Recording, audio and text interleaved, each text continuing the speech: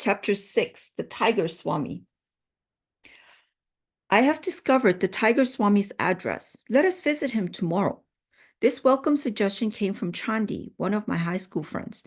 I was eager to meet the saint who, in his pre-monastic life, had caught and fought tigers with his naked hands. A boyish enthusiasm over such remarkable feats was strong within me. The next day dawned wintry cold, but Chandi and I sallied forth gaily. After much vain hunting in Bhuwanipur, outside Calcutta, we arrived at the right house. The door held 2 iron rings, which I sounded piercingly. Notwithstanding the clamor, a servant approached with leisurely gait. His ironical smile implied the noisy visitors were powerless to disturb the calmness of a saint's home. Feeling the silent rebuke, my companion and I were thankful to be invited into the parlor. Our long wait there beset us with misgivings. India's unwritten law for the truth seeker is patience. A master may purposely make a test of one's eagerness to meet him. This psychological ruse is freely employed in the West by doctors and dentists. Finally summoned by the servant, Chandi and I entered a sleeping apartment. The famous Sohang Swami was seated on his bed. Here's a footnote. Sohang was his monastic name. He was popularly known as the Tiger Swami. The sight of his tremendous body affected us strangely. With bulging eyes, we stood speechless. We had never before seen such a chest or such a football-like biceps. On an immense neck, the Swami's fierce yet calm face was adorned with flowing locks, beard, and mustache. A hint of dove-like and tiger-like qualities shone in his dark eyes. He was unclothed, save for tiger skin about his muscular waist.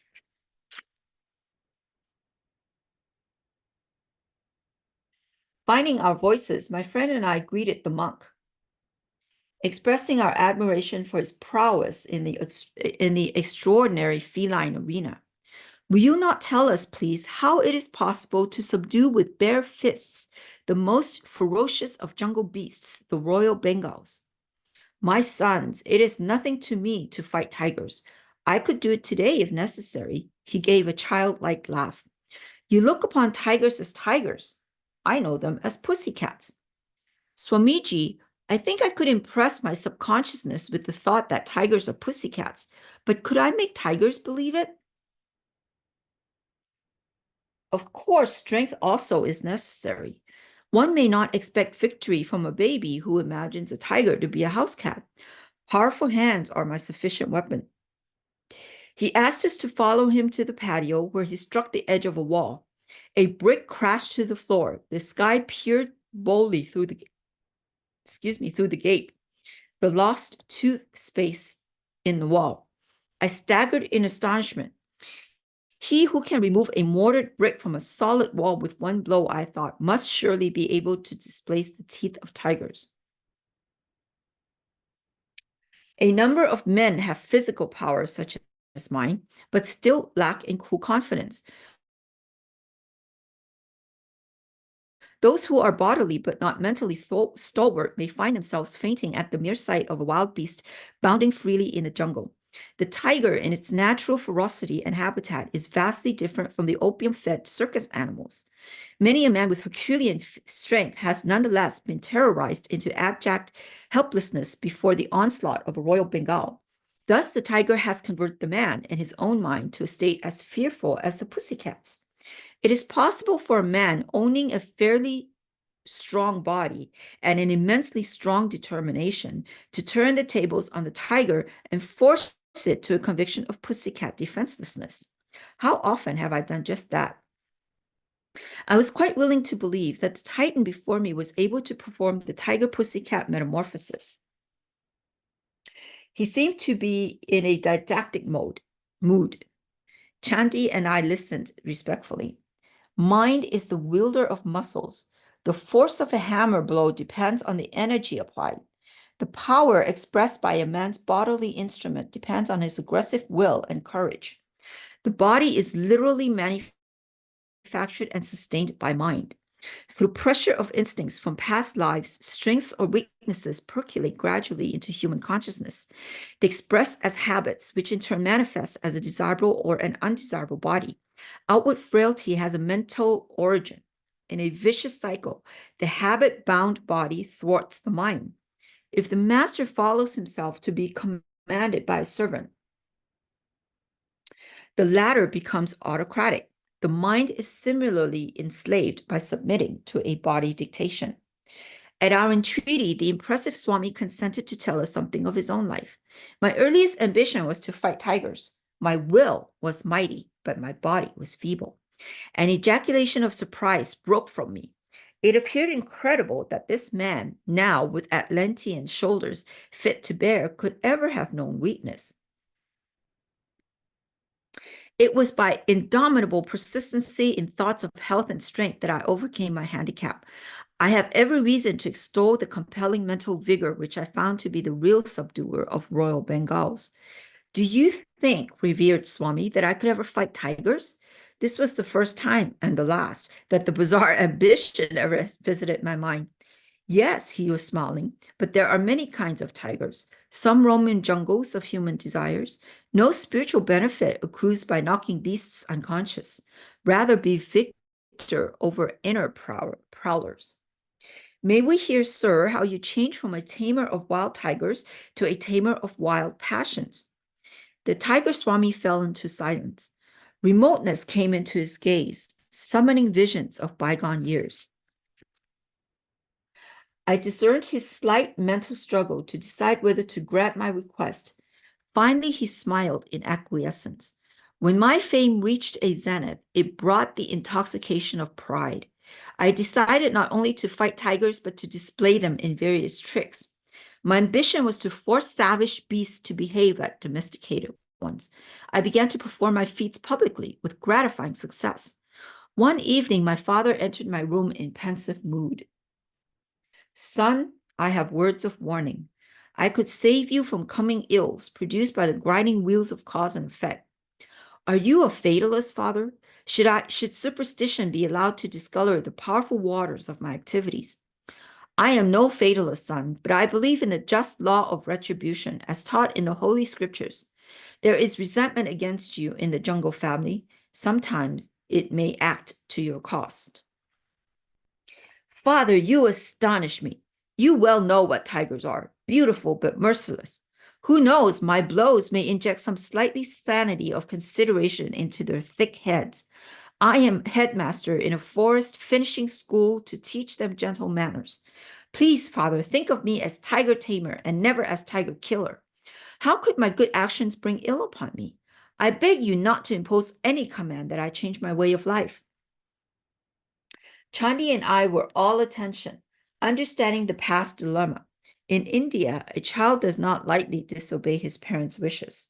The tiger Swami went on. In stoic silence, Father listened to my explanation. He followed it with a disclosure, which he uttered gravely. Son, you compel me to relate an ominous prediction from the lips of a saint. He approached me yesterday as I sat on the veranda in my daily meditation. Dear friend, I come with a message for your belligerent son. Let him cease his savage activities. Otherwise, his next tiger encounter shall result in his severe wounds, followed by 6 months of deathly sickness. He shall then forsake his former ways and become a monk. This tale did not impress me. I considered that father had been the scrupulous victim of a deluded fanatic. The tiger Swami made this confession with an important gesture, as though at some stupidity. Grimly silent for a long time, he seemed oblivious of our presence. When he took up the dangling thread of his narrative, it was suddenly with subdued voice. Not long after father's warning, I visited the capital city of Cooch Behar. The picturesque territory was new to me, and I expected a restful change. As usual, everywhere, a curious crowd followed me on the streets. I could catch bits and whispered comments. This is the man who fights wild tigers. Has he legs or tree trunks? Look at his face. He must be an incarnation of the king of tigers himself. You know how village urchins function like final editions of a newspaper. With what speed do the even later speech bulletins of the women circulate from house to house? Within a few hours, the whole city was in a state of excitement over my presence. I was relaxing quietly in the evening when I heard the hoofbeats of galloping horses. They stopped in front of my dwelling place. It came a number of tall, turbaned policemen. I was taken aback. All things are possible unto these creatures of human law, I thought. I wonder if they're going to take me to task about matters utterly unknown to me. But the officers bowed with unwonted courtesy. Honored sir, we are sent to welcome you on behalf of the Prince of Kuch Behar. He is pleased to invite you to his palace tomorrow morning. I speculated a while on the prospect. For some obscure reason, I felt sharp regret at this interruption in my quiet trip. But the suppliant manner of the policeman moved me. I agreed to go. I was bewildered the next day to be obsequiously escorted from my door into a magnificent coach drawn by 4 horses. The servant held an ornate umbrella to protect me from the scorching sunlight. I enjoyed the pleasant ride through the city and its woodland outskirts. The royal Scion himself was at the palace door to welcome me. He proffered his own gold-broaded seat, smilingly placing himself in the chair of a simpler design. All this politeness is certainly going to cost me something, I thought in mounting astonishment. The prince's motive emerged after a few causal remarks. My city is filled with the rumor that you can fight wild tigers with nothing more than your naked hands. Is that a fact? It is quite true. I can scarcely believe it. You are a Calcutta Bengali, nurtured on the white rice of city folk. Be frank, please. Have you not been fighting only spineless, opium-fed animals? His voice was loud and sarcastic, his speech tinged with provincial accent. I vouchsafed no reply to his insolent question. I challenge you to fight my newly caught tiger, Raja Begum. Here's a footnote, means prince, princess, so named to indicate that this beast possessed the combined ferocity of tiger and tigress. If you can successfully resist him, bind him with a chain, and depart his cage in a conscious state, you shall have this royal Bengal. Several thousand rupees and many other gifts shall also be bestowed. If you refuse to meet him in combat, I shall blazon your name throughout the state as an impostor. His insolent words struck me like a volley of bullets. I shot an angry acceptance. Half risen from the chair in his excitement, the prince sank back with a sadistic smile. I was reminded of the Roman emperors who delighted in setting Christians in bestial arenas. He said, "The match will be set for a week hence. I regret that I cannot give you permission to view the tiger in advance." Whether the prince feared I might seek to hypnotize the beast or secretly feed him opium, I know not. I left the palace, noting with amusement that the royal umbrella and panoplied coach were now missing. The following week, I methodically prepared my mind and body for the coming ordeal. Through my servant, I learned of fantastic tales. A saint's direful prediction to my father had somehow got abroad, enlarging it as it ran. Many simple villagers believed that an evil spirit cursed by the gods had reincarnated as a tiger, which took various demoniac forms at night, but remained a striped animal during the day. This demon tiger was supposed to be the one sent to humble me. Another imaginative version was that animal prayers to tiger heaven had achieved a response in the shape of Raja Begum. He was to be the instrument to punish me, the audacious biped, so insulting to the entire tiger species, a furless, fangless man daring to challenge a claw-armed, sturdy-limbed tiger. The force of concentrated venom of all humiliated tigers, the villagers declared, and gathered momentum sufficient to operate hidden laws and bring about the fall of a proud tiger tamer. My servant My servants further apprised me that the prince was in his element as manager of the bout between man and beast. He had supervised the erection of a storm-proofed pavilion designed to accommodate thousands.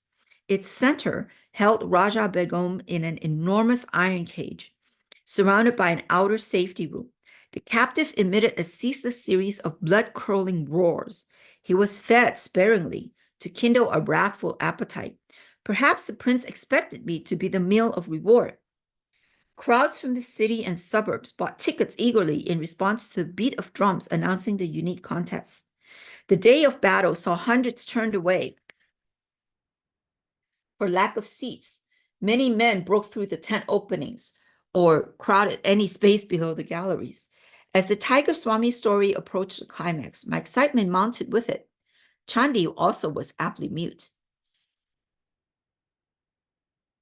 Amidst piercing sound explosions from Raji Begum and the hubbub of the terrified crowd, I quietly made my appearance. Scantily clad around the waist, I was otherwise unprotected by clothing. I opened the bolt on the door of the safety room and calmly locked it behind me. The tiger sensed blood. Leaping from a thunderous crash on the bars, he sent forth a ferocious welcome. The audience was hushed with pitiful fear. I seemed a meek lamb before the raging beast. In a trice, I was within the cage, but as I slammed the door, Raja Begum was headlong upon me. My right hand was desperately torn. Human blood, the greatest treat to a tiger can know, fell in appalling streams. The prophecy of the saint seemed to be fulfilled. I rallied instantly from the shock of the first serious injury I have ever received. Banishing the sight of my gory fingers by thrusting them beneath my waistcloth, I swung my left arm in a bone-cracking blow. The beast reeled back, swirled around the rear of the cage, and sprang forward convulsively. My famous fistic punishment rained on his head. But Raja Begum's taste of blood had acted like a maddening first sip of wine into a dipsomaniac long deprived, punctuated by deafening roars. The brute's assaults grew in fury. My inadequate defense of only one hand left me vulnerable before claws and fangs, but I dealt out dazing retribution. Mutually ensanguined, we struggled as to the death. The cage was pandemonium as blood splashed in all directions and blasts of pain and lethal lust came from the bestial throat. Shoot him! Kill the tiger! Shrieks arose from the audience. So fast did man and beast move that guard's bullet went amiss. I mustered all my will force, bellowed fiercely, and landed a concussive blow. The tiger collapsed and lay quietly. Like a pussycat, I interjected. The Swami laughed in hearty appreciation and continued an engrossing tale. Rami Begum was vanquished at last. His royal pride was rather humbled. With my lacerated hands, I audaciously forced open his jaws. For a dramatic moment, I held my head within the yawning death trap. I looked around for a chain, pulling one from the pile on the floor. I bound the tiger by his neck to the cage bars. In triumph, I moved toward the door. But the fiend incarnate, Raja Begum, had stamina worthy of his supposed demoniac origin. With an incredible lunge, he snapped the chain and leaped on my back. My shoulder fastened his jaws. I fell violently, but in a trice, I had him pinned beneath me. Under merciless blows, the treacherous animal sank into my semi-consciousness. This time, I secured him more carefully. Slowly, I left the cage. I found myself a new uproar, this time one of delight.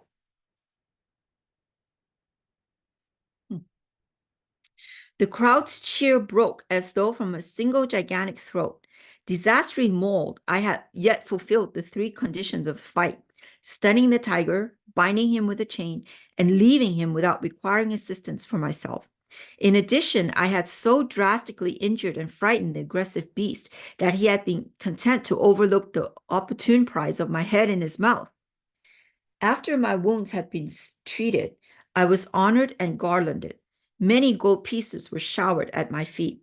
The whole city entered a holiday period. Endless discussions were heard on all sides, but my victory over one of the largest and most savage tigers ever seen. Raja Bagoom was presented to me as promised, but I felt no elation. A spiritual change had entered my heart. It seemed that with my final exit from the cage, I had also closed the door on my worldly ambitions. A woeful period followed. For 6 months, I lay near death from blood poisoning. As soon as I was well enough to leave Kush Bahar, I returned to my native town.